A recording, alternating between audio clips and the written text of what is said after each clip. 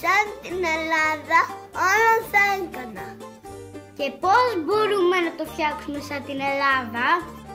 Ο μεγάλος μας ποιητής, ο Οδυσσέας Ελίτης, είχε πει: αν η Ελλάδα καταστραφεί, θα μείνει ένα κλίμα, μία αγιά και μία βάρκα. Είναι αρκετά να ξαναχτιστεί από την αρχή. Τότε τι καθόμαστε? Εμπρός! Να φτιάξουμε μια Ελλάδα, την Ελλάδα του Ελίτη. Θα βάλουμε γαλανό φωτεινό ουρανό. Θα γεμίσουμε γαλάζια θάλασσα. Ένα νησάκι θα φτιάξουμε. Και πάνω του της Παναγιάς το εκκλησάκι. Θα φυτέψουμε την αιώνια ελιά. Και μια κλιματαριά. Μια βάρκα με πανιά.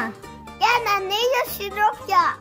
Και αυτό το πίνακα που όλοι μαζί ζωγραφίσαμε, το στέλνουμε σε όλο τον κόσμο με γραμματόσημα της Ελλάδας, που τελικά είναι θάλασσος μοιρεμένη, αγρεοφυτεμένη, έλεος εφανωμένη, καραβοδαξιλεμένη, Παναγίος και σπασμένη, Ελλάδα ευλογημένη, νύχτη απογείων νέο ουρανό.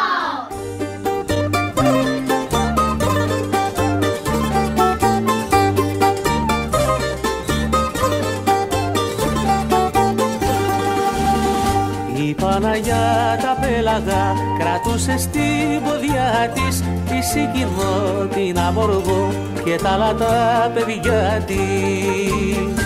Η Παναγιά τα πέλαγα κρατούσε στην ποδιά της τη Σικινό, την Αμοργό